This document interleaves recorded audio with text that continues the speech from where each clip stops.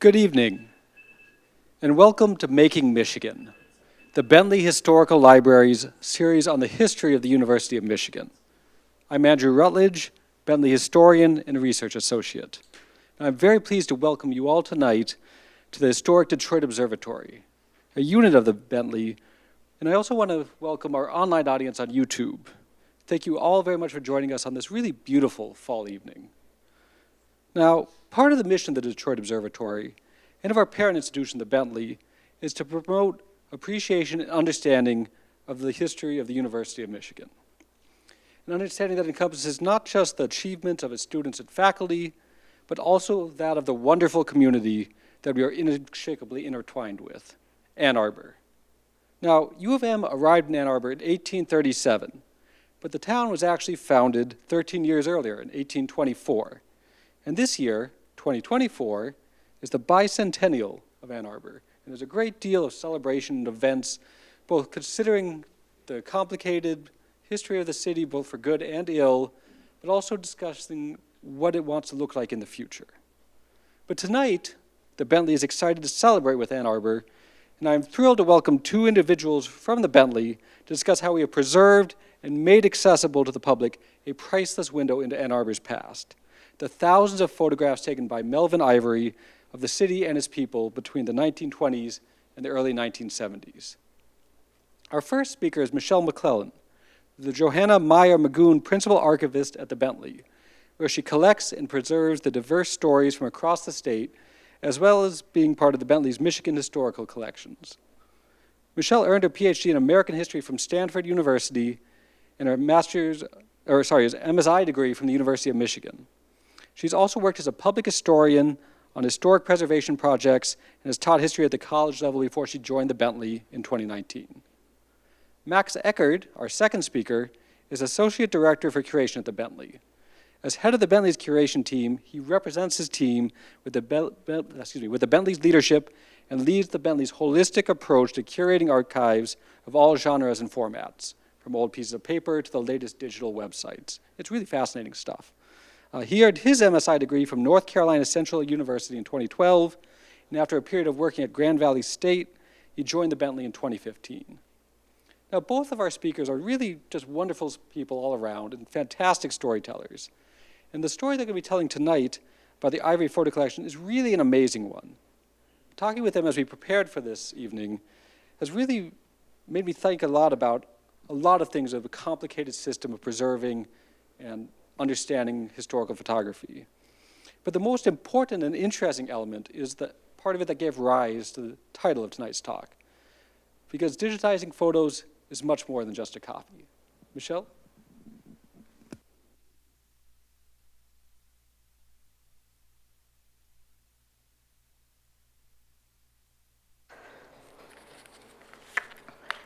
So thank you, Andrew. Welcome, everybody.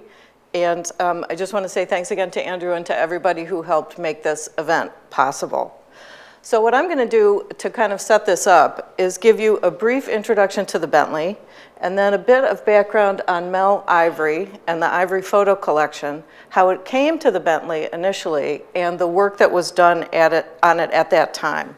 And then Max is going to walk us through the digitization process, and I tell you, you're in for a treat. I also learned a great deal as we were preparing for this discussion tonight. And then I'm going to come back up and just tell you a little bit more about some other initiatives that we have going on. Now, how many of you have been to the Bentley? Okay, for those of you watching at home, almost every hand went up in this room, but since many watching at home may not have been to the Bentley before, I'm going to give a little bit of an introduction. So the Bentley is on the North Campus of the University of Michigan, and I want to emphasize it is open to everyone. You do not have to have an affiliation with the U of M. You do not have to be some big formal scholar. You can just come in and do research and explore the collections. Now, we like to say the Bentley is where Michigan's history lives. If you're from Ann Arbor in particular, you know there's a lot of slippage in how we use the word Michigan. It refers to both the university and the state. And so the Bentley is both the archives of the University of Michigan, and it is home to the Michigan Historical Collections, which collects about the history of the state. So we do both of those things. And the Bentley, like any archive, has a dual mission. our aim is to preserve materials and make them available. Those are equally important. We preserve materials and we make them available. Now, to give you a little bit of a sense of the scale of the holdings of the Bentley, 75,000 linear feet of primary source material, and our unit of measure for analog material is a linear foot, and that refers to a box, essentially a banker's box on the shelf. That is how we measure. So 75,000 linear feet of primary source material, that's a lot, a lot. We've been collecting since 1935. We also have, this may not be absolutely up to date, but I hope it's close, 136 terabytes of digital material. I don't even know exactly what that is, but that also is a lot. 10,000 maps, 80,000 printed volumes, 1.5 million photographs, 12,000 distinct collections. So again, collecting since 1935, a wealth of material, and everyone is welcome. So we're here tonight to talk about Mel Ivory and the Ivory photo collection. So who was Mel Ivory? This is one of his images, which I just think is marvelous, really captures the essence of Ann Arbor and gives us a sense of some of the equipment that he actually was working with over the course of his career. So Mel Ivory came to Ann Arbor in the mid-1920s from Lansing to attend the University of Michigan. He already had some experience doing photo finishing at his father's drugstores. He became a photographer while he was a student with the Michigan Alumni Association, and then graduated from the U of M in 1931. He then worked for his uncle, who was in charge of the camera department at Calkins Fletcher Drug Company, and expanded the work that he was doing for the University of Michigan. So he's kind of building his career as he's a student and as he graduates. This is a photo some of you may recognize of the business as it existed at one time. We'll come back to that. So in 1937, Mel Ivory founded the Ivory Photo Engraving Company with his brother, Gale Ivory, and he continued to expand the business through the 1940s and later. As a photographer, he documented the University of Michigan, Ann Arbor, and the surrounding areas for decades. As a photo finisher, he built the business to really serve the market that was created in the early 20th century by George Eastman and the Kodak Company. So Eastman's mission was to take photography and put it into the hands of everyday people, that it was not just for artistes or kind of the elite, it wasn't a fancy thing, it was something for people to just do and enjoy in their everyday life. And Ivory Photo served that market. The photo finishing that Mel Ivory did was part of that moment in photography. In 1972, Mel Ivory passed away. His daughter, Susan Ivory Shipman, and her husband, Robert Shipman, took over the business. They ran it for about a decade. Then in 1981, 1982, the Shipmans sold the business, including the name and the building, to Michael Huff and Diane Huff. Now, I've been corresponding with Michael Huff as part of, in the lead up to this event tonight, and he's really provided a lot of insights that have helped me understand the sort of later history of Ivory Photo. So some of what I'm going to say now, really I learned from him. So Diane, his wife, had been working for Ivory Photo for a while. She was familiar with it, and when the Shipmans said they were going to sell, Diane said, we should buy it. As part of this transition to Michael Huff and Diane Huff in this 1981-1982 period, the Shipmans decided to give the collection to the Bentley. And Michael Huff says the Huffs were kind of relieved, actually, at this, that this was not what they had really signed up for, to manage this big collection. And if it went to the Bentley, then they knew that it would be taken care of. So in 1982, the materials come to the Bentley. But the story of Ivory Photo itself did not end there. In the 1970s, in this moment when Mel Ivory had died and the transition to his daughter, some of us may remember this, 35mm cameras were becoming much cheaper and much more available. And there was a shift much more to color film that was being used again by everyday people, lay photographers, so to speak. There was also a change in how photos were processed. So kind of the 1 hour photo became a thing, and those sometimes were like on every corner, right? So Michael Huff and his family, who are running Ivory Photo now at this point, they kept Ivory traditional, in a sense, the company, the business, traditional by focusing on black and white. They chose not to decide to try to compete with that 1-hour photo. They were going to focus on black and white. And at that time, many of the requirements for advertising, for academic publishing, for things like that, still required a quality black and white image. And so Ivory concentrated on that market. They could produce them to a very high standard, and they could produce them on deadline. So this kind of became their niche.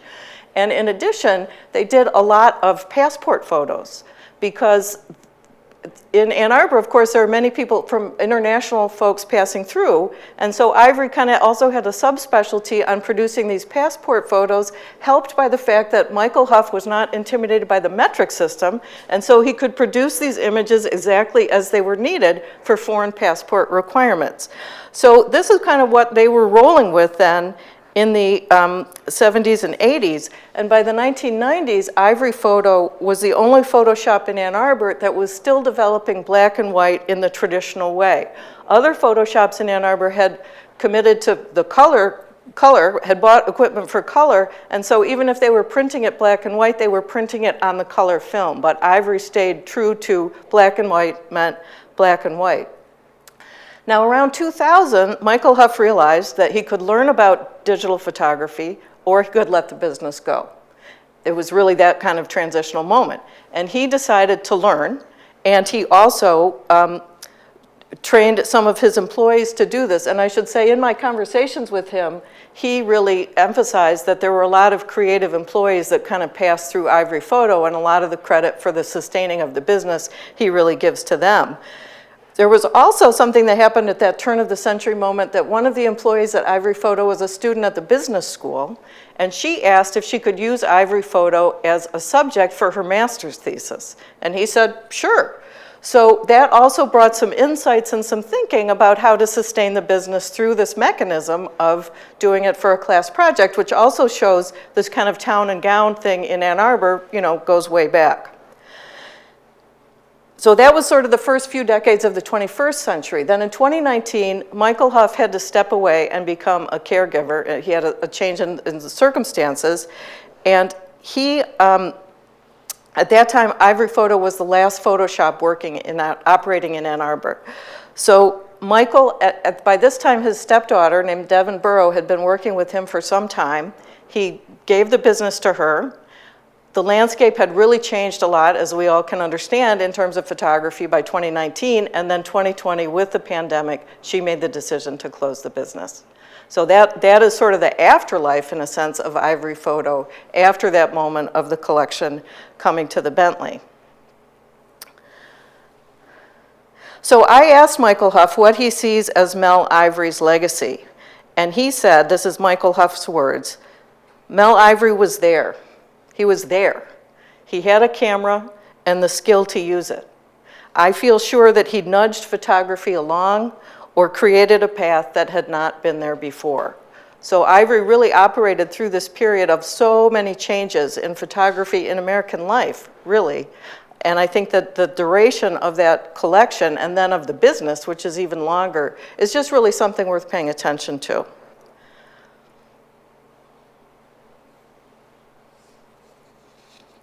So the collection runs from the 1920s to the 1970s. So just think for a minute, the 1920s to the 1970s. There is a lot of history packed into those decades. There is a lot of social change packed into those decades. And the duration of the collection, as I said, that's a big part of its value for historians and archivists, that it runs for that long. It really, I think, captures, we can think about it through a number of different lenses, if you'll pardon the pun: technology, aesthetics, business, and I'm sure you can think of others. So he was a commercial photographer. Most of these photos he took on behalf of clients. He had to earn a living. Some of them, for example, were for insurance companies, documenting accidents and things like that for insurance companies. But he also experimented with lighting, with angles, with perspective in a lot of his other work. His photos covered the built environment, rural landscapes in outlying areas, streetscapes, interiors, campus life, work and leisure, social customs, portraiture, and more. These are incredibly valuable for social history. And I'm just going to show you a couple examples to kind of whet your appetite. This is the interior of the Pretzel Bell. That may be familiar for many of you. The Bethel African Methodist Episcopal Church. Very, very important images for social history and understanding the racial history of Ann Arbor. St. Joe's Hospital, including an interior. That looks like maybe a well child clinic or something like that. The Washtenaw Dairy, of course, it's really fun to see buildings that are still standing. But it's poignant and sometimes historically even more significant to see images of buildings that are no longer standing. So the collection came to the Bentley, as I said, in 1982, and a lot of work went into it at that time to get it ready for researchers to use. This is called archival processing when a collection comes in, and the term of art is arrange and describe. So very skilled archivists took this material and worked with it to create description that would enable people to understand what they could find in the collection. Now, archivists create what's called a finding aid. This is part of the Ivory photo collection finding aid. It is not optimized to print. If I were to print it, it would be 500 pages long. So I hope that just gives you an idea of how much work, how much detail went into describing this material. The photo collection was arranged by the size of the negative, but also by the town or county that was represented in the image. Then, according to the subject matter, within that alphabetically, and within that chronologically. This is all to enhance what we call discoverability, so people can know what's in the collection. Now, the Ivory collection has been requested almost 400 times over the last 10 years. The system that we use to track that right now only goes back 10 years. So, but we do know it was been requested by somebody to look at, to use 400 times, and I'm sure many more times before that. If 400 times over 10 years, on average, that's 40 times a year. That means more weeks than not, somebody requested this collection.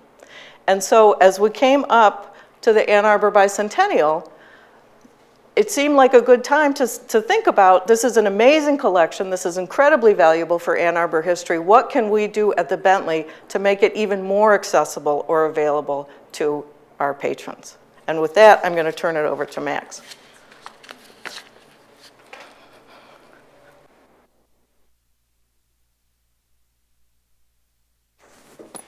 All right. So we decided to digitize the collection and put it online. The process, because digitization is a process, it began at least conceptually in spring of last year and in earnest in November 2024 with our first shipment to a vendor. And it's still ongoing. Part of the reason that projects like this take so long is that in addition to just being big, they can also be kind of complicated, and that complicated bit is also what makes our lives really interesting at the Bentley, and it's what we wanted to share with you. So, what actually is digitization? I'm sure everybody here has an idea of what that means. From my perspective, digitization has to start with the stuff that you're digitizing, and the Ivory photograph collection at the Bentley is, well, it's a collection of photographs, almost 10,000 of them, in individual sleeves just like that and stored in boxes like those. More specifically, though, the Ivory photo collection is a collection of photographic negatives. At least 99.9% of it or so is. And that's a really important thing to know for the digitization process. And that's because like the vast majority of digitization that we do at the Bentley, and that our researchers do, and that sometimes our donors do, it's relatively straightforward, and I think you always need that qualifier of relatively, but it is. We've been doing some version of it since the advent of photocopiers and scanners, and so it's something that at this point we have a fair amount of experience with. But digitizing photographic negatives like these is anything but simple, and that's for at least 3 distinct reasons that I'll talk about tonight, and probably a whole lot more. But everybody here knows what a negative is, right? Just wanted to make sure. When I practiced in front of my 10-year-old daughter, she was like, wait. What's a negative? So, yeah. Let's start with the obvious thing. Negatives are not positives. In photography, a negative is like a reversed image of a subject, usually on a strip of transparent film, although before that it was on glass plates, and we have some of those at the Bentley as well, in which the lightest areas of the photograph subject appear darkest and the darkest appear lightest. And until the advent of digital cameras, more or less, this technology was basically all we had, and you would take a picture and the negatives would come straight out of the camera after you'd taken a picture or a set of pictures, and this is what it was like when I was growing up as well. You then use the negatives to make positive prints, physical ones, on photographic paper, and you do that by either projecting the negative onto that paper with a photographic enlarger, or you'd make a contact print, and the paper gets darkened in proportion to its exposure to light, and this is why folks who develop film work in dark rooms. And so ultimately, this is a long way of saying that a second reversal happens, which restores light and dark to their normal order. There's all kinds of complicated imaging science here that, frankly, I'm not smart enough to talk about. Histograms and charts and that kind of thing for digitization that tell you like which negative color equals which positive color. Color is actually really difficult to quantify in these kinds of situations. How to convert from grayscale, like the ones that are in the Ivory photo collection, etc. What's maybe not so obvious is that there's a lot of creativity and artistry that goes into the development of images from negatives to positives. And in fact, artists like Mel Ivory and others take pride in this. Ansel Adams famously said that the negative is the score and the print, or the positive, is the performance. And as you can see, his prints, they don't really look anything like a straight positive from the negative. Instead, he would do a lot of analysis of the various brightness levels of a scene and use that information to anticipate the way those brightness levels would be rendered in the final printing, and that's why his final printings are so stunning. And all of that is really cool for the artist and not so much for the archivist. We had to come to terms pretty quickly with the fact that we'll never know exactly what Ivory's intent was when he was developing these negatives, and so we decided early on a kind of philosophical approach to this work that we digitize the negatives as is. This is kind of an oversimplification. In reality, there's always a bit of an art to the science of digitization. You can't really do it as is. But just as these negatives capture in like a very physical and literal sense a moment in time, we're trying to capture the negatives when we digitize them as they exist in this moment in time, without enhancing them or trying to make them look pretty or aesthetically pleasing, or, as we sometimes do, try to make them look old by applying like sepia tones or that kind of brown look that you see sometimes, and without researching how Ivory made the final prints that he did, or even in most cases knowing what the final prints looked like. So, the second thing that makes negatives so hard to work with is that they're really small, like very small. We're talking like 35 millimeters in some instances, which is barely larger than an inch, and there's some unique challenges to digitizing something that small. Let's say that we put one of Ivory's negatives on a typical flatbed scanner, like you might have at home or in your office. The same way you do a regular sized piece of paper to email a PDF of it to yourself. If we did that, we would get a digital surrogate of the negative, so that's technically digitization, but the quality would be terrible because flatbed scanners are not backlit the way you'd need for a negative. You just get a black blob. And even if we did make the adjustments, the resulting image wouldn't be all that useful. I mean, who wants like a 1-to-1 scale replica of a negative on a piece of paper like this? It's just not all that useful. And it's a good lesson. The approach that you'd use for scanning modern text-based documents simply doesn't translate well into archival digitization of photographs. And this is where a fundamental concept called resolution comes into play. While it's not the only consideration when digitizing, it is a big one.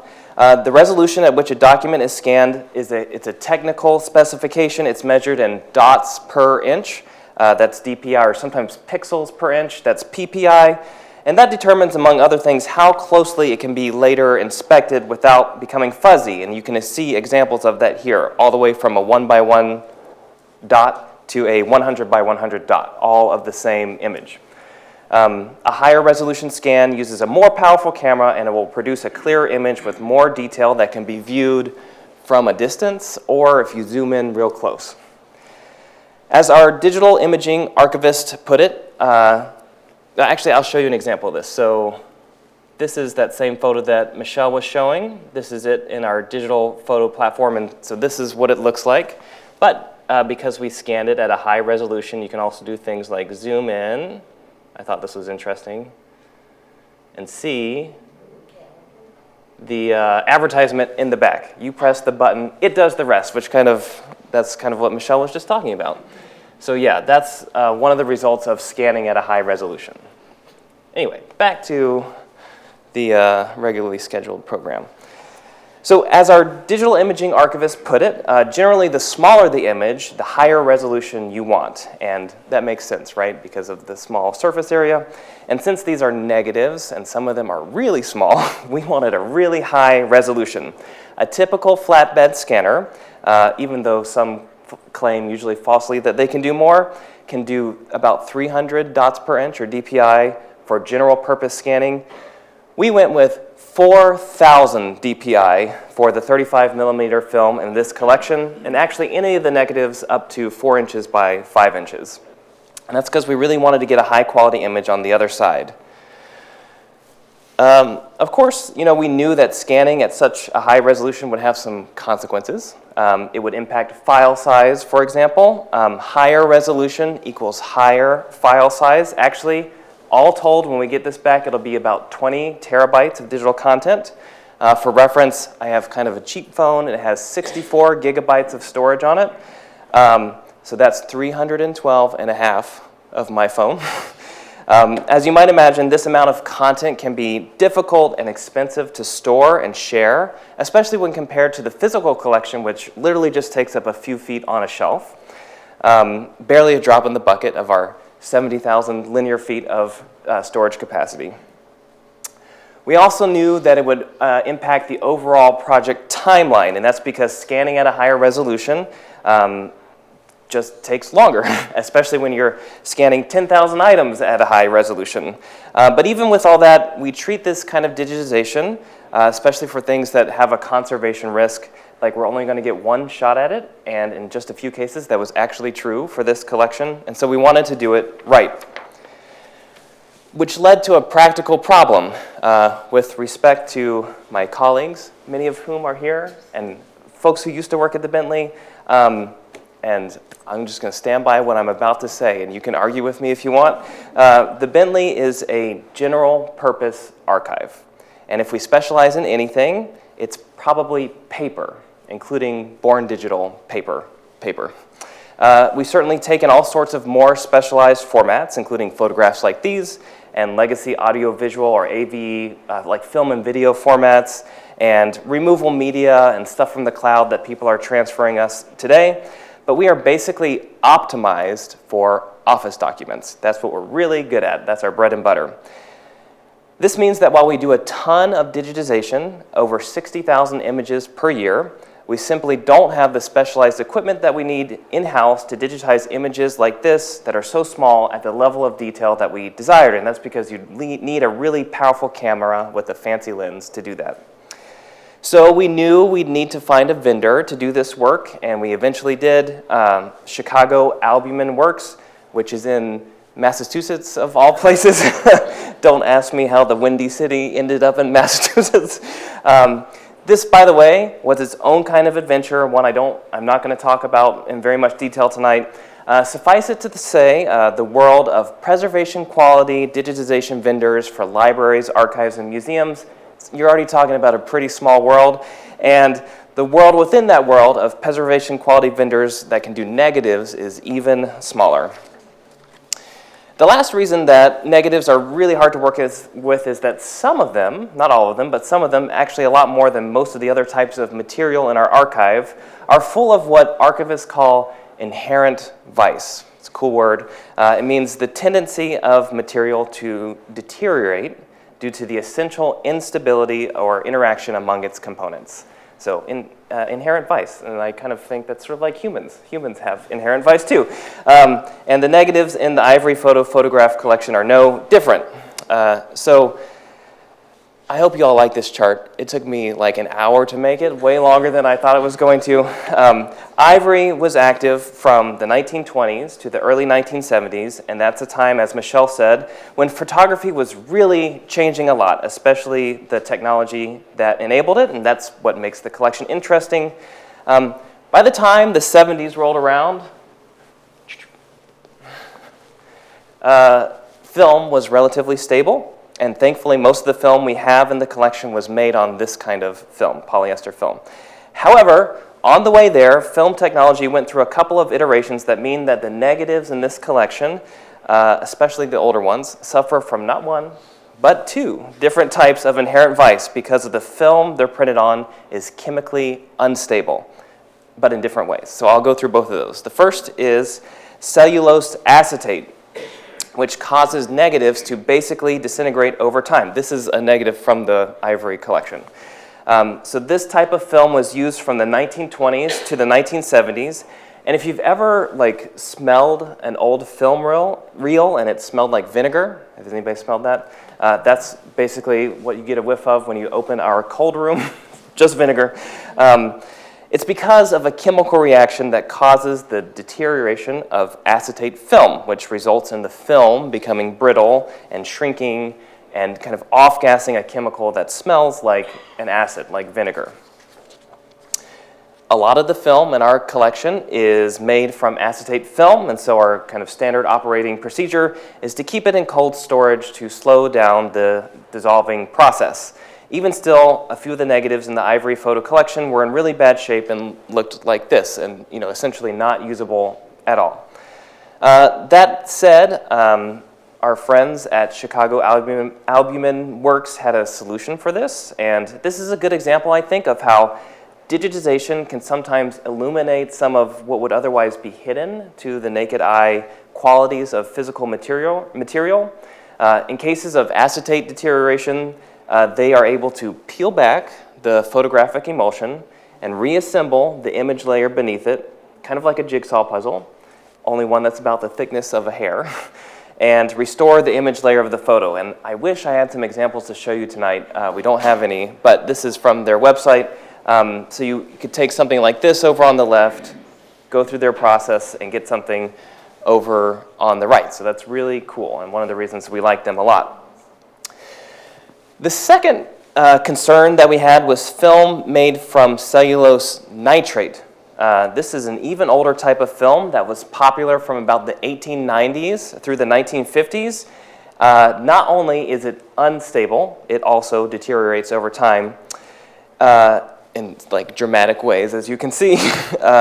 It's also considered a hazardous material because it's known for catching fire spontaneously. If it's stored in large quantities or not refrigerated, or if the film deteriorates too far. Thankfully, this has never happened at the Bentley, but it has on purpose at places like that, this nitrate film vault test area, and also on accident, unfortunately, at places like MGM Studios and NARA. It can also catch fire if multiple negatives are stored close together and rub against each other too much, and that's why you saw that even as we received it in the first place, the collection was stored in those sleeves, and that's to keep them from rubbing against each other too much. So about 10% of the negatives in this collection were made of nitrate film, and that is something we did not know before starting this process, and in part because nitrate film can be hard to distinguish from other types of film. And I bet you can imagine our excitement when we found out that there was nitrate in this collection. It really changed the scope of the project entirely. People ask us all the time how much it will cost to digitize something or how long it's going to take us. And I think this is a good lesson in how you can't really predict any of that until you get in and take a look at the collection.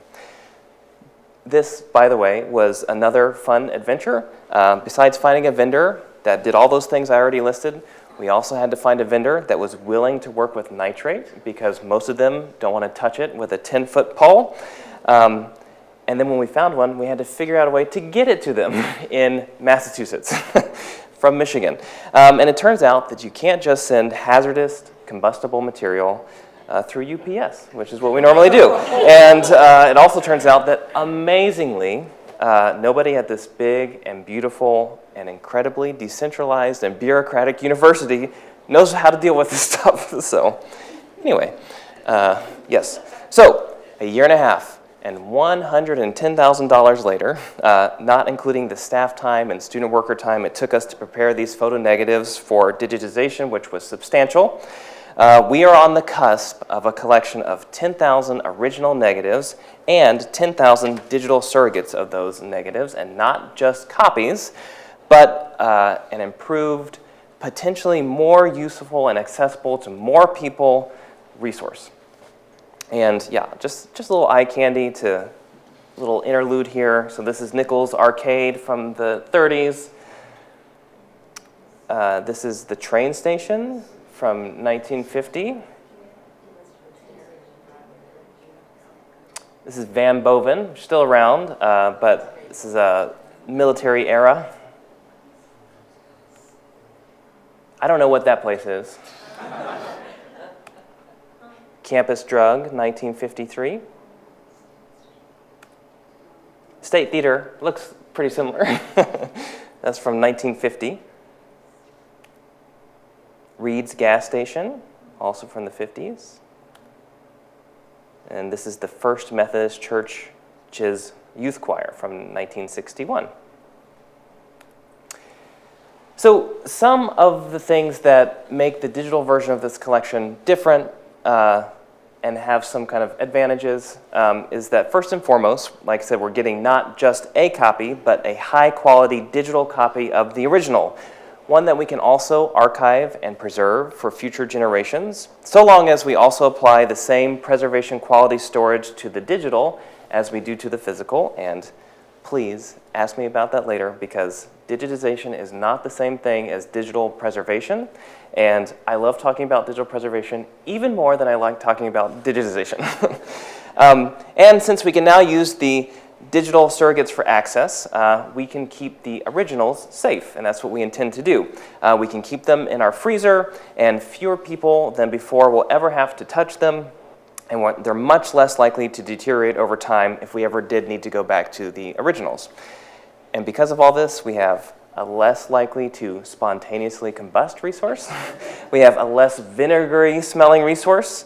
But we also have a resource that you don't need a specialized viewer to look at or access. All you need is your phone or your computer. You don't have to physically visit the Bentley to take advantage of this resource. And it's a resource that you can blow up and zoom in on and even do new kinds of research with. I also really want to draw attention to some of the descriptive enhancements that we made along the way. While these aren't strictly related to the digitization process, I think they're really important and lead to an improved resource. Essentially, we asked the vendor to transcribe Ivory's original labels, and like you can see here, they are handwritten on the sleeves that the negatives were stored in. And that's so that the context of the image, where it was created, is knowable. So these descriptions usually contain information like the subject of the photo and the date it was taken, its number in a sequence if there was more than one photo taken, the address or the name of the business where they were, who he was working for at the time, etc. So it's all really good stuff, especially because, like Michelle said, the collection as it existed was organized by size of negative, so not necessarily super intuitive. So even after transcription, we had to massage the data a bit and create a structure for it. But now we have a collection that's not just viewable, like you can not just looking at the images, but you can also search them as well. So, for example, I tried to pull this exact one. So this is Liberty Gulf gas station, and now you can just type that into the search bar, and it pulls up these Liberty Gulf gas station photos. So yeah, it's incredible, kind of. This kind of resource is only as useful as the number of people who can use it. And so ultimately, we knew that we wanted to get this material available beyond our reading room. And we've been teasing you a little bit with the final product, but having this kind of online resource was anything from, it was a long way off from like a foregone conclusion that we were going to be able to have an online resource. So the last thing I want to talk about is how we got stuff available, or made stuff available online, because it turns out that that part of the process is also not particularly straightforward.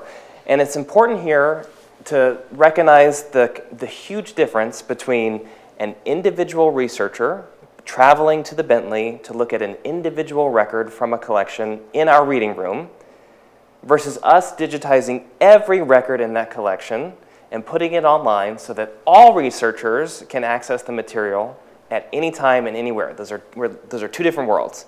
And this is where, before I go on, I want to introduce you to my colleague, Matt. He's right there. There he is. You see what I mean about resolution? Yeah. So Matt is our lead archivist for digital imaging and infrastructure. He was the project lead for this project. And I feel like I have to say here, some of you might know who Matt is. He's great. We interviewed him for this talk.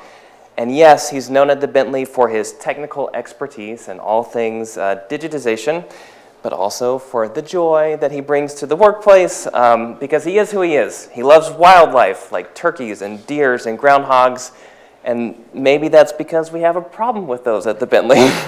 But every year around Halloween, he brings in homemade treats. He tells us all the time about his numerous adventures trying to catch the northern lights at night. On the side, he's an EMT, which I think is pretty amazing. He's really a very affable guy. Anyway, everyone at the Bentley, oh man, I just blew the lead. Okay, everyone at the Bentley, we got into this business because we love archives and we believe in our larger mission of serving the community by preserving knowledge and culture and the human experience in all its forms for generations to come. Matt, though, and myself, and in fact everybody on our team at the Bentley, we got into this business because we share a love of archives and technology, and we think they go together. And providing preservation and enhanced access to our materials via methods like digitization, it's one of the most important and exciting ways that we fulfill that mission. And yeah, a lot of doing that is about technology, the technology of photography, of negatives, of digitization, of metadata, of online digital repositories, of image APIs, and all that kind of thing. Even the technology of good project management. But it's also the part of our work that can get us into the most legal trouble. And as I'm sure you know, when it comes to the law and actually a lot of other things, technology will not save us. So I'm talking here about copyright infringement and its cousin, fair use, and how hard it is to keep everybody, like photographers like Ivory, who have an artistic and, let's be honest, commercial and business interest in who has access to their material, and scholars in the public like you all who want to have access to it, and archivists and librarians like us who want to give you access, and lawyers at the university and elsewhere who are trying to keep everybody happy. It's really hard to keep all those people satisfied when you're doing a project like this. And so it's a tightrope to walk. And there's a lot to copyright law, more than I'm going to get into tonight. And it's more, especially when you're talking about digitizing material and putting it out for the world to see online. And a lot actually about copyright is still being worked out and argued over in court, and that's by design, actually. The short of it, though, is that because of copyright, you really can't just digitize everything and put it online as much as we want to. You have to build and make what's called a fair use case, and a really strong one, unless you want to get sued. And that's a lesson the university has learned the hard way over the years because it is progressive and believes in open access to material. Some also might say it's been cavalier, and it has gotten sued for doing just this kind of thing in a big way, and there's a previous Making Michigan lecture about this topic that you could check out. Okay, all of that's to say that when Matt and I first sat down to review this collection, we understood the technology. We're also like copyright first responders of a sort and have a basic sense of what the absolute red flags are when it comes to putting stuff online. Think anything related to contemporary music, recorded music, like Taylor Swift is a good example of that. We also know what the absolute green flags are. We have a lot of Civil War letters in our collection. No problem with those. Everybody that those are by or about is dead and gone. The problem with Ivory photos, though, is that it is full of yellow flags. It's nothing but yellow flags. The time frame Ivory worked in meant that the ownership of copyright of the images belonged, and still belongs, to whoever Ivory did the work for. And sometimes that was the university, in which case we already own the copyright, no problem there. But other times it was for local businesses, some of which are still around, some of which are defunct. Sometimes it was for national businesses like AAA. Sometimes it was for places like churches or, just Jane or Joe Schmo who hired him for a particular job. There are literally hundreds of copyright holders in this collection. We also knew that there's a lot of photos, 10,000 of them, too many to review on an item level, especially when we had this actual deadline of Ann Arbor's birthday that we had to be aware of. We also knew that Ivory only sometimes indicated who he was doing the work for on those sleeves, because I'm sure he didn't anticipate this particular use case when he was writing that stuff down. And in any case, our experience and also studies on this have shown that trying to track down copyright holders in similar circumstances is just not very productive. People are hard to find, and even when you do find them, they don't return your call when you're asking about stuff like this. And so we had to figure out what to do. We reached out to the university's wonderful copyright lawyer, Jack Bernard, for advice. He encouraged us to do a selective copyright review of the collection. It's actually not the kind of detail that we would normally go into for something like this, because we generally stick to like green flag or greenish flag collections when it comes to our digitization efforts of entire collections, especially that we're intending to put online. But because this is a photo collection and because of the time period, we knew that there was a bit more risk involved. And even though we suspected it would yield very little, and ultimately that's what happened, we thought it was wise advice as due diligence, and so we followed it. And so this analysis, coupled with our standard takedown policy, which says that we'll work with you if you think that your copyright or privacy is violated by us putting something online. That ultimately led to our kind of fair use over copyright infringement case, which is what libraries and archives use when doing digitization projects to justify and record their decision-making when it comes to putting this digitized collection online. It's a kind of a CYA argument, but it leans heavily on the fact that we're doing this strictly for educational as opposed to commercial purposes. And that the effect that this particular use has on the potential market for or value of the collection is essentially none. It also acknowledges that yes, we're digitizing the whole collection as opposed to doing just a highlight reel of like the best of the Ivory collection.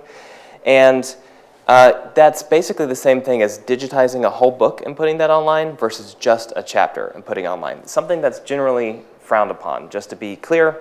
But we really thought that we had to do the whole collection because of its value as a corpus of material, because of the time frame, and because of Ivory's work. And because we have all this from a consistent perspective over time, that's really unusual that we have something like that. And so because of that, we're taking a measured and deliberate and ultimately incremental approach to putting it online, starting with the stuff that we're least worried about when it comes to copyright, which also happens to be the local stuff, and going from there. And this is also where our select review and takedown policy come in. And just in case there's any lawyers here or listening online, nobody's being cavalier. So in the end, we felt like we had a pretty strong fair use case, and we proceeded and worked with our friends at Library to get it online. All right, and here we are today. If you go and visit the site, you'll see that 2,715 of the images from the Ivory collection are available online today. There's a link to it in the last slide. Fully searchable, they're shareable, you can download them, you can blow them up, you can zoom in on them, happy birthday, Ann Arbor.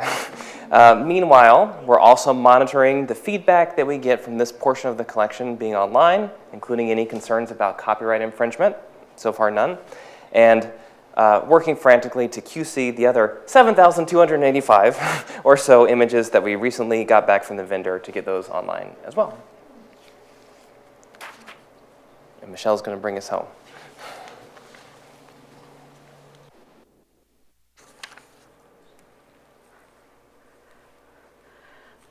So we're going to have some time.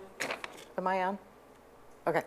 We're going to have some time for Andrew to kind of facilitate a discussion and then some questions from you all too. But I wanted to just take a minute first and tell you about a couple other initiatives we have going on.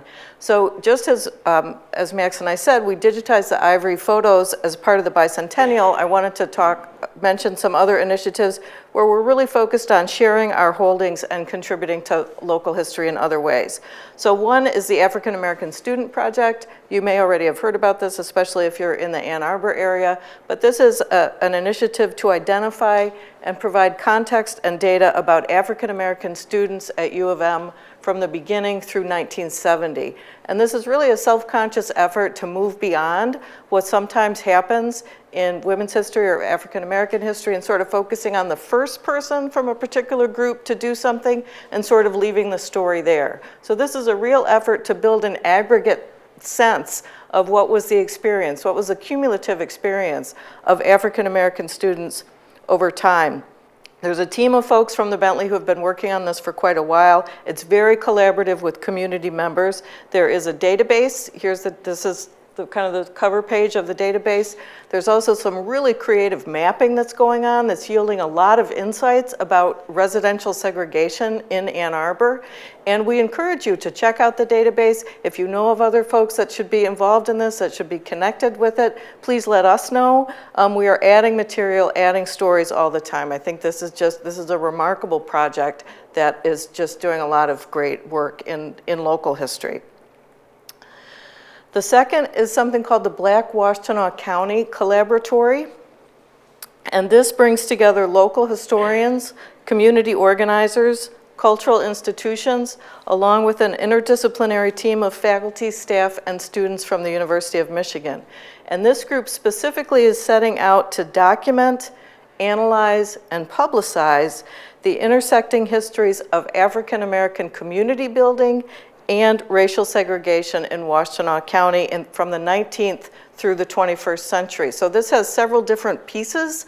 One is very focused on looking at restrictive covenants in the city of Ann Arbor, but there are other dimensions of this too. So this has been going on for a couple years, very vibrant. I share this. This was some creative note-taking from a retreat we had in 2022, and I just share that to give you a sense of the kind of creativity and energy. There's a lot of young people involved in this, and it's how community-based it is. So one specific initiative that came out of this that the Bentley was involved in is that Bentley staff worked with a student team from the School of Information and community stakeholders to put together this guide to Black history in Washtenaw County. It talks about the Bentley, but it talks about resources that are at other repositories throughout the county. It lives on that website right now, the Black Washtenaw County website, but it's also going to be produced in hard copy. And then one more coming up in November. This is a personal preservation event at the Ann Arbor District Library, co-sponsored with the Bentley. And the question here is, how will we make sure there's material to understand Ann Arbor's tricentennial? So it's a workshop for people to learn about how they can save their own materials, preserve their own materials, and there will be archivists from the Bentley and other staff from the Bentley to help with that. So I just wanted to share those with you as well. And here then is the landing page for the collection, and that QR code, if you take a picture of that with your phone, that should then provide you for that link in the future.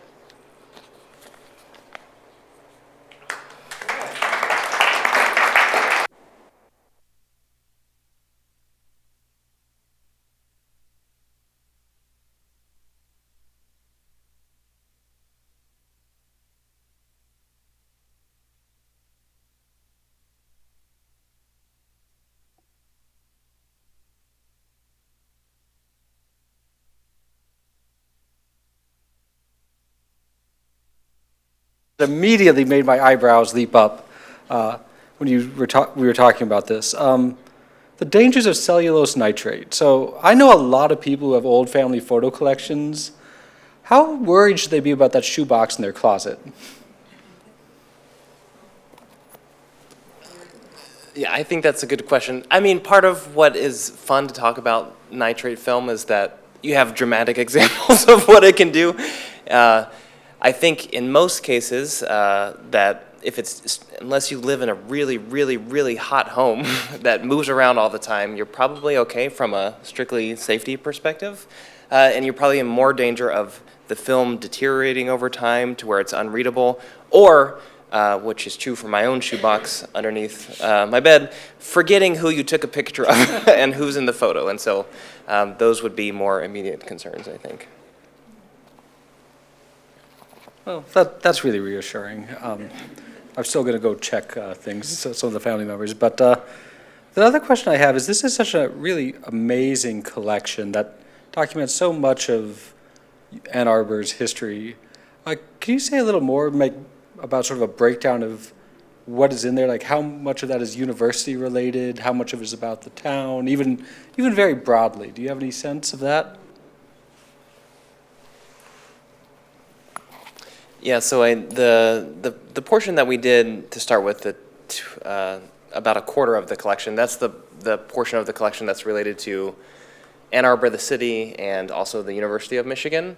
The rest of it is surrounding areas, Ypsilanti, for example, businesses from the surrounding area. So I guess that's the breakdown.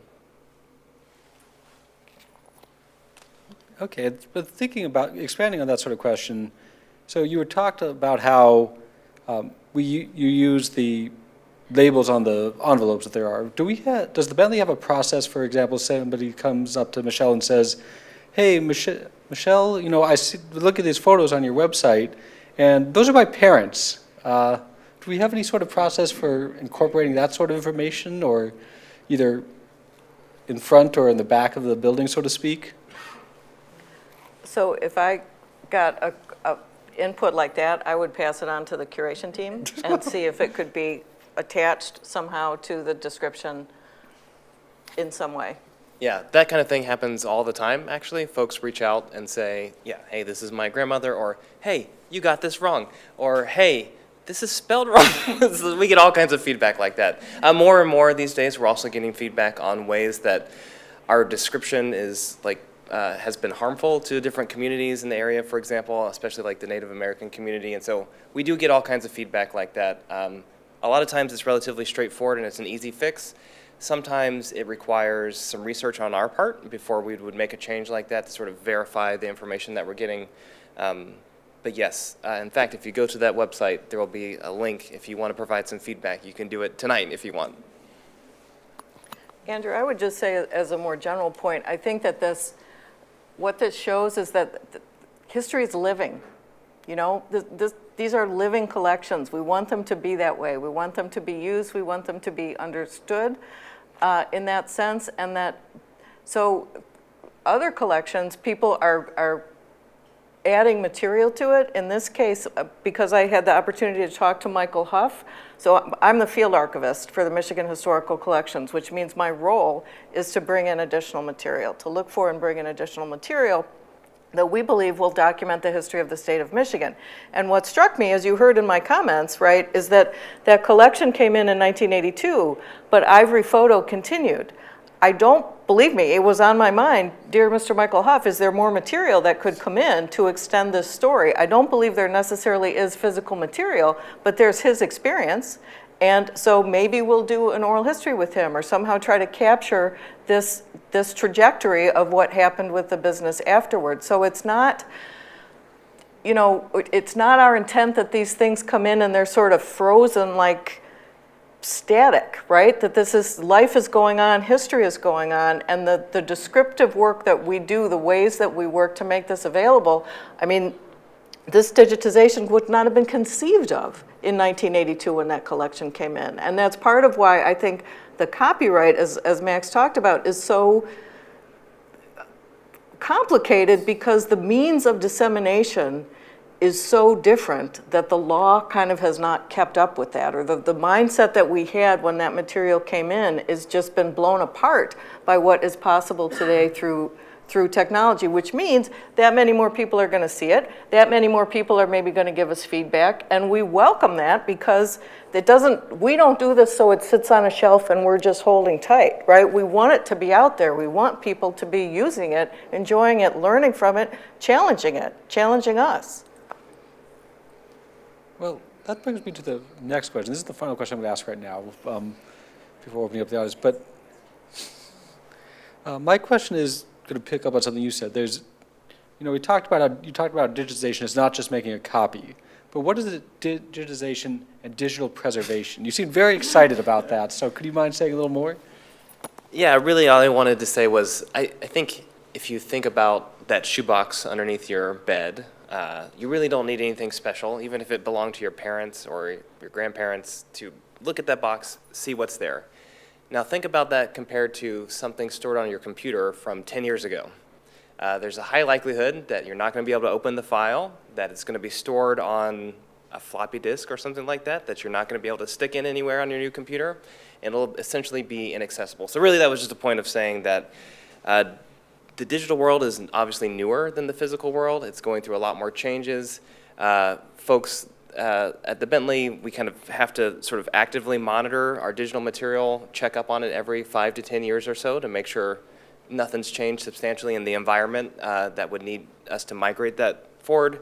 But it's also to make a point too about, I think about some digital material, like I have a CD player in my car and I have music on it that I listen to sometimes, and also those CDs get scratched and then they stop working, and then even if I can feed it into the player, it doesn't work anymore. And so digital material needs the same attention to kind of the storage environment that you would give to physical material, just sort of translated for a digital world. So anyway. I'm enough of a Luddite to think I followed most of that, but I do have a CD player that no longer works, so I understand that. But with that, I think we'll open it up to questions from the audience. If you're in person, please wait for the microphone. Just raise your hand and then wait for the microphone to come to you, because that way we can make sure the people watching online can hear your question so they don't have to repeat it.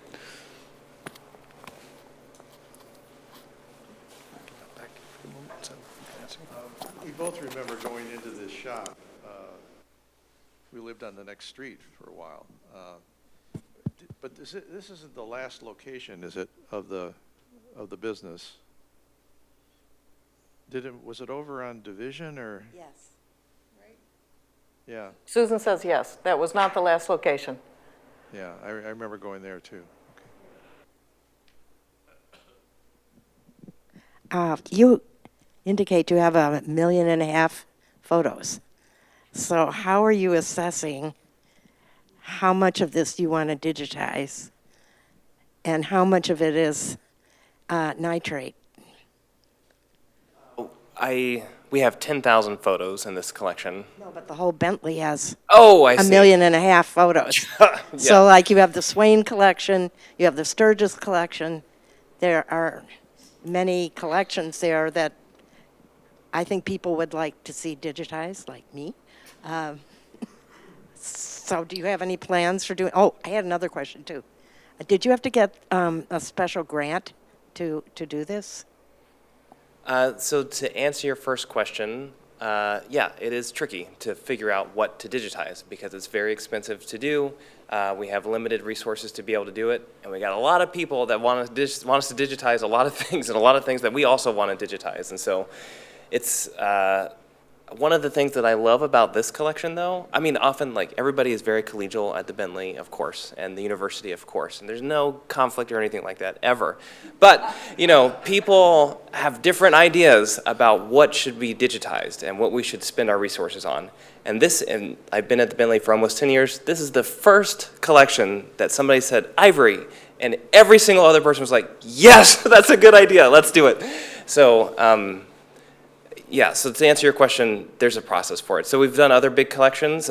Sometime the student newspaper, for example, that was a giant project, took a lot of conservation effort, a lot of time to do, going all the way back to the beginning of the student newspaper. And we add to it now with the Born Digital student newspaper. We also did the Detroit Jewish News.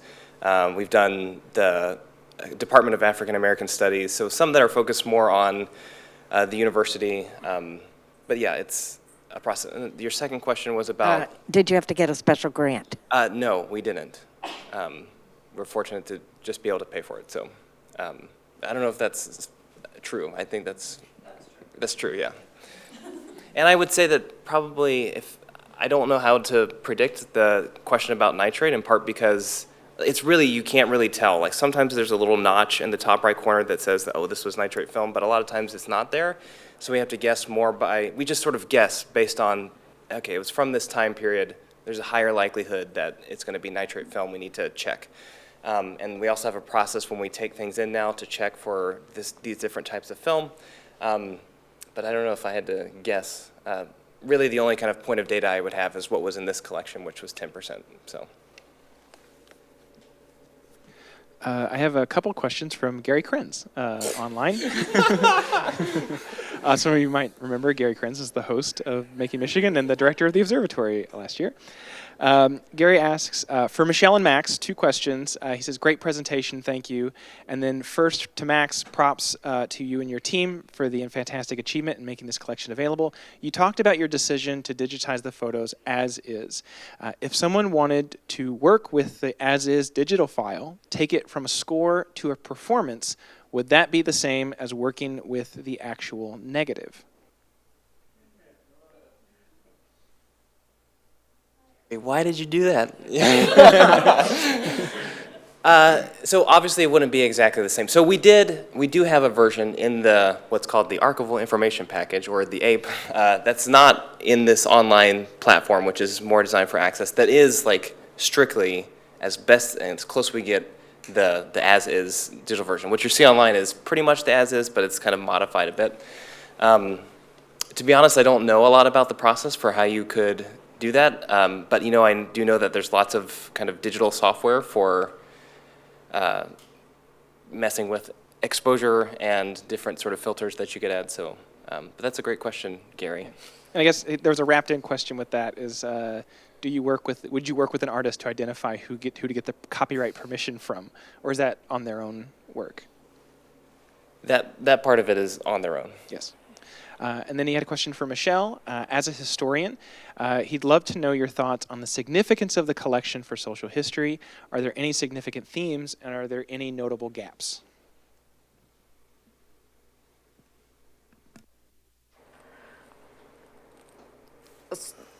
So, in terms of themes, I mean, it's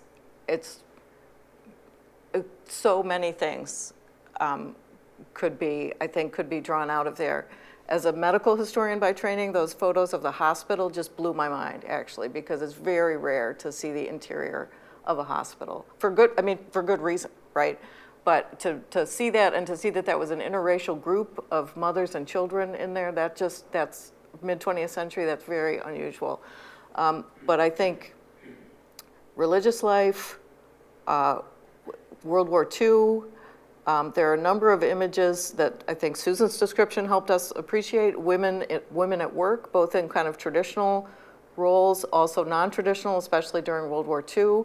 One thing that photos can do that other kinds of evidence can't do, of course, is show you what things looked like. So clothing, appearance, comportment, social customs, the portraiture that changed over time. So it became more of a thing, right, to get your kid's picture taken on certain milestones, right? So that tells us about affluence, about the kind of the creation of this is a class marker. This is how you show you have the money to do this, to get these pictures taken. So I think just many, many things, and I guess Max talked before about the negative and the positive. I can see the themes. I don't know the collection well enough to know where there might be gaps, to be honest, because I think there's so much. I'm seeing the abundance.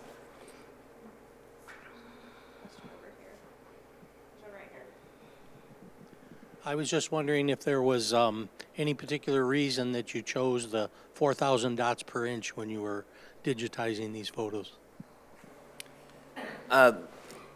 There are guidelines, essentially, that for standards like that, when it comes to digitization of guidelines that are put together by federal agencies and kind of different. There's not, like in the U.S., there's not like a kind of body that says you must follow this guideline, but there's recommendations that we follow, created by like the National Archives and the Library of Congress and that sort of thing, and they have it broken down by like different types of formats, different size of negative, for example, kind of if you're going for like best quality, medium quality, low quality because you're on a budget, but still want to do a faithful representation of the digital object. So essentially that's where it comes from.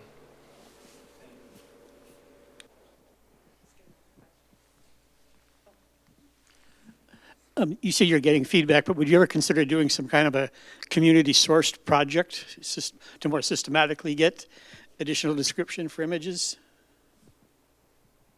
We would definitely consider it. Like in my experience, this collection would be great for that kind of project because it's so focused on a particular community. A lot of the times when you digitize something and just sort of put it out there and ask for like crowdsourced transcription or description of who's in the photos and that kind of thing, it doesn't really work because it's kind of not super focused. But this, since it is really focused on a particular community, I do think it's ripe for that sort of project.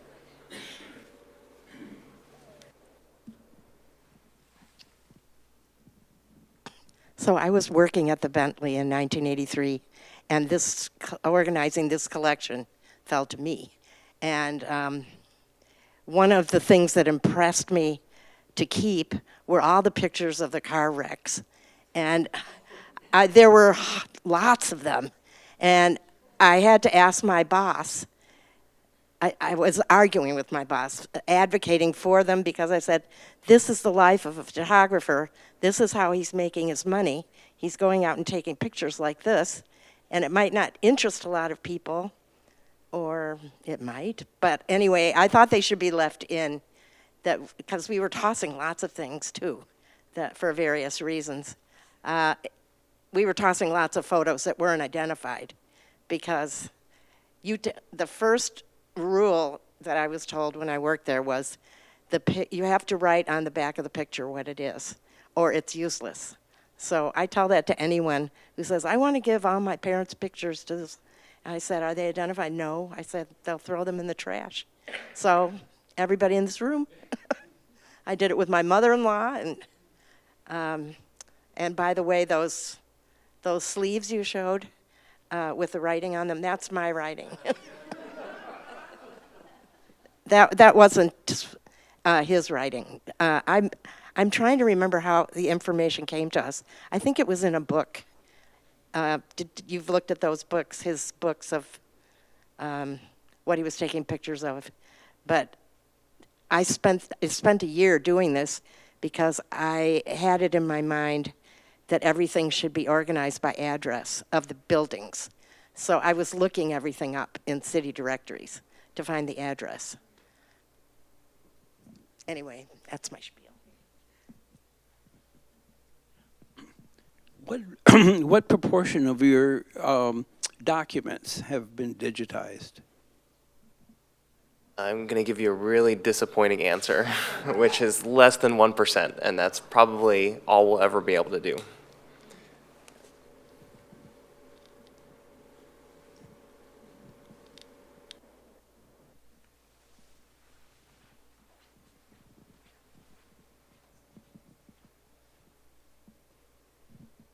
So I have a question for you, Michelle. One of the things you said early on is Mel Ivory was there. You got that from Mr. Huff. And can you just talk a little about sort of the value of having an individual or a collection like this that just really shows a community through really an artist's lens? I mean, obviously there was a corporate element to it, you're trying to make a living, but can you speak a little more to what the value of having one person's view of a community over a half century is? So I think that's a really good question. So as Max was talking about, part of the decision to mount it in this way was because it's a body of work. right? It's a corpus from one person. And I think that's a really good question, in part because we kind of take that for granted, like, oh, well, so that's the Ivory collection, and that lasted this long. But as I was thinking about this, again, as the field archivist, like, could you do this today for the last 50 years? Because here's something that blows my mind. From the 1920s to the 1970s is the same interval as from the 1970s to today. Now, that just can't be right mathematically, and yet it is, right? But I think, does this collection exist out there somewhere for the last 50 years, and it's my job to find it? I don't necessarily think so, and part of the reason I believe that is because we take our own pictures now. They're on our phones, they're put on social media, they're much more disparate. That idea of this one entity, this one individual being kind of the documentarian for a community, I think that was maybe it could only exist at that particular moment in time, not necessarily before, and maybe not after. And so, you know, again, I have to say, I'm not familiar enough with the collection to be able to speak to, do we see his technique change over time? Do we see his areas of interest change over time? Probably. If you saw a picture by Mel Ivory in the wild, could you recognize it? I could not, but maybe some people could. So these aren't neutral, objective, dropped from the sky representations of Ann Arbor or the campus or Chelsea or rural Washtenaw County. They were taken by a particular person for a particular reason, and that's worth stating too and remembering too. But I think, as I said, this is, certain forces had to come together, again, in technology, in business, probably in his perseverance, to make this happen, to make this have this duration. And part of the value really is that uniqueness that I just don't know if that could happen again.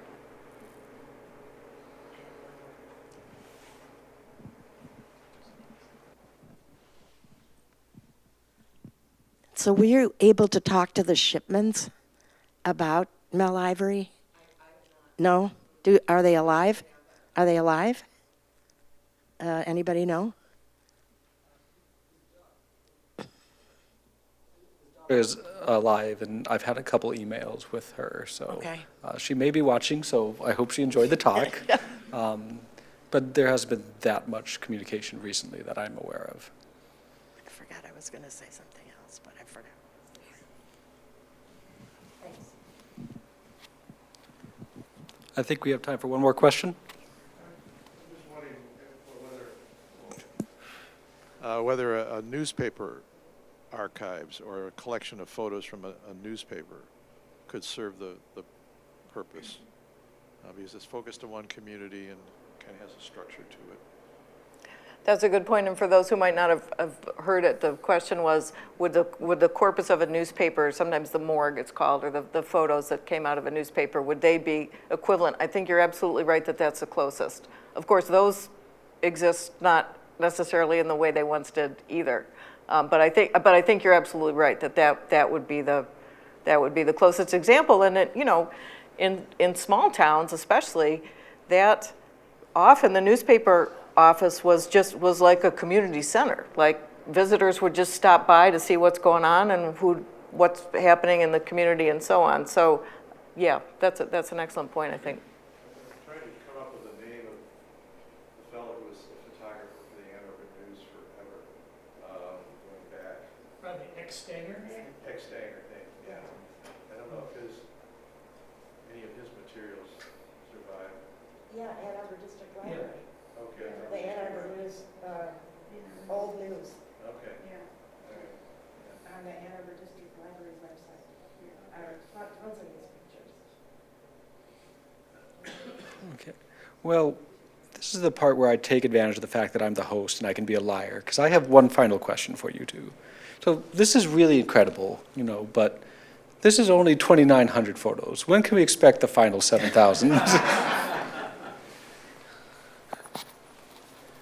I think this is a question for you. No, we just, I was a little more optimistic when I was preparing this about where I thought we would be today. But the status of them is we've sent a hard drive. The photos have been digitized. We've sent a hard drive to the vendor to have them load the material on. They're going to be sending that back along with the original material. And it took us maybe 6 months or so to get this portion of the collection ready, so maybe 3 times that, given the size of the rest of it. Did you have to drive them out there? You know, yeah. Actually, we got so tired of waiting for the university, and we just kept thinking, the bicentennial is in 2024, like, we got to do this, that we ended up, the vendor drove here. Yeah. We got them lunch, but then they drove back. So. Well, thank you, Max and Michelle, for this really, really fascinating talk. You know, we're going to have to check back in 18 months. And thank you all for joining us this evening. Thanks as well to Austin for monitoring the live stream comments, and our wonderful Michigan media team for making it possible for people to watch this online, and for all of you to watch it again on YouTube in about a week, week and a half. Tonight's session will be online forever, or until the university shuts us down, whichever comes first. If you registered, you will get an email with a link to it, so please keep an eye out for that.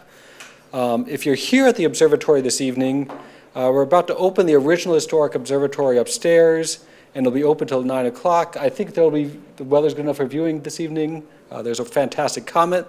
Our docents will show you through our amazing mid-19th century telescope. If you're watching us online, I hope you have the chance to visit us soon. The observatory is open Friday afternoons and Friday evenings. Other than that, thank you all for joining us, and I hope you have a wonderful evening.